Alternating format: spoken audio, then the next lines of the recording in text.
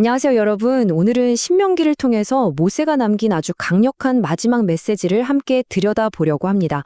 이 메시지의 핵심 진리가 오늘 우리에게 어떻게 다가오는지 같이 한번 깊이 파고 들어가 보시죠. 보통 위대한 인물들은 마지막에 정말 깊은 울림을 주는 말을 남기곤 하잖아요. 존 웨슬리의 이 말이야말로 평생에 걸친 신앙을 단 하나의 진리로 딱 압축해서 보여주는 정말 완벽한 예라고 할 수 있겠습니다. 바로 그런 의미에서 이 신명기 전체는 모세의 마지막 유언이나 다름없습니다.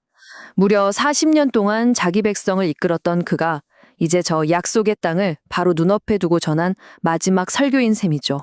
이 책이 얼마나 중요하냐면요. 칼빈 같은 종교 개혁가들에게도 아주 핵심적인 책이었고, 심지어 예수님께서 그 광야에서 시험을 받으실 때 사탄을 물리친 말씀도 바로 이 신명기에 나오는 말씀이었습니다. 신약 성경 저자들도 정말 많이 인용했고요. 자, 그럼 본격적으로 한번 그 내용을 들여다보겠습니다. 자, 첫 번째로 모세는 지난 광야 40년을 쫙 돌아보는데요. 여기서 아주 강력하고 선명한 대조가 드러납니다. 자, 이 표를 한번 보세요. 정말 흥미로운 패턴이 보이지 않나요? 한쪽에는 인간의 끊임없는 실패가 있습니다. 불신앙, 원망, 우상숭배. 그런데 다른 한쪽에는 하느님의 지치지 않는 은혜와 신실하심이 있죠. 존 칼빈이 말했듯이 만약 이 은혜가 없었다면 이스라엘 백성은 광야에 들어간 첫날에 모두 멸망했을 겁니다. 그런데 여러분, 이게 그냥 옛날 이스라엘만의 이야기가 아닙니다. 바로 우리 자신의 이야기이기도 하죠. 여러분의 삶을 한번 돌아보세요.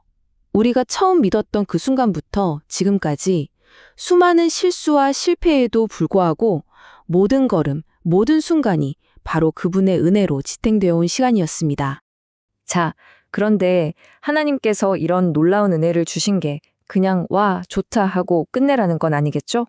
이 은혜는 우리로부터의 응답을 이끌어냅니다. 모세는 이어서 그 응답이 무엇이어야 하는지 언약의 가장 핵심적인 부분으로 우리를 안내합니다. 바로 이겁니다.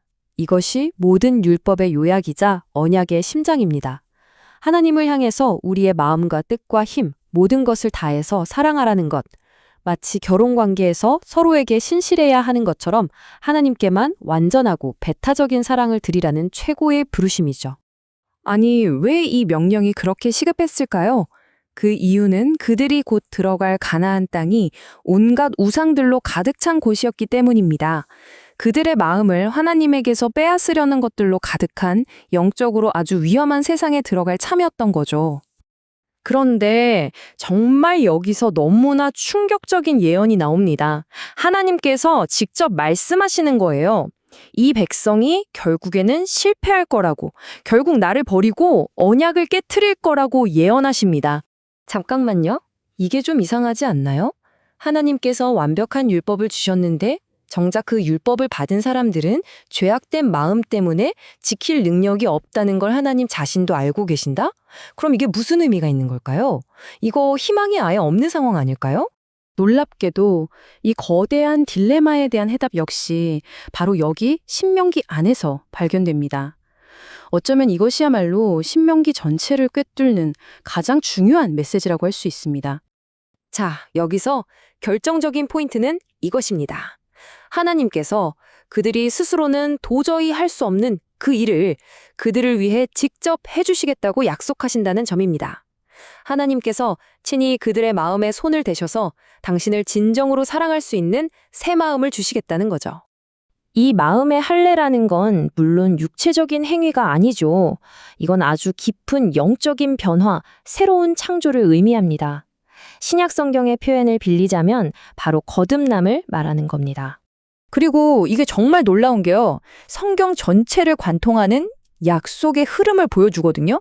마치 모세가 이 새 언약이라는 씨앗을 처음 심었고 예레미야나 에스겔 같은 선지자들이 거기에 물을 주면서 더 풍성하게 만들었고 마침내 예수 그리스도께서 오셔서 그 약속의 열매를 완성하신 것과 같습니다.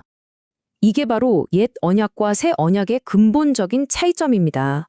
완전히 패러다임이 바뀌는 거예요.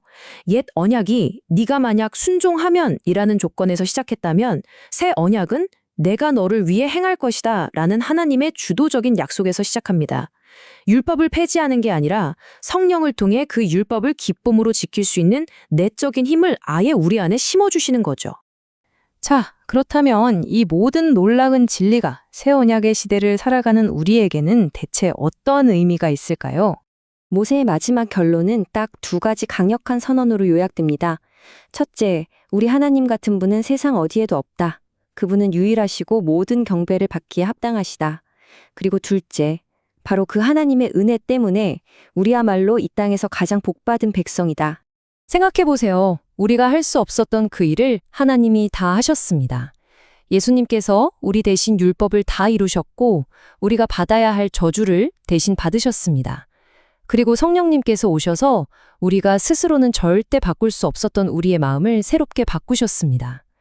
그러니 우리는 더 이상 율법 조항 앞에서 두려워 떠는 자가 아니라 이 놀라운 은혜 안에 당당히 서 있는 자들입니다. 이 흐름을 한번 보세요. 정말 간단하면서도 강력하죠? 1단계, 우리는 무능했습니다. 하나님을 사랑할 수 없었죠. 그런데 2단계, 하나님께서 직접 개입하셔서 우리에게 새 마음을 주셨습니다. 그 결과 3단계, 이제 우리의 응답은 해야만 해라는 두려운 의무가 아니라 하고 싶다는 기쁨과 사랑에서 나오게 된 것입니다.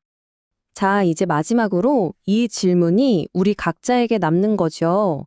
하나님께서 정말 이 정도까지 우리를 사랑하셨다는 것을 우리가 정말로 안다면 우리의 반응은 그저 형식적인 예배나 습관적인 신앙생활에 머물 수 없을 겁니다. 그것은 진정한 마음의 응답이어야만 하겠죠. 오늘 하루뿐만 아니라 다가오는 한 주 내내 모든 순간 속에서 이 놀라운 은혜를 붙들고 정말 우리의 마음과 뜻과 힘을 다해서 하나님을 사랑하는 삶을 살아내는 저와 여러분이 되기를 바랍니다.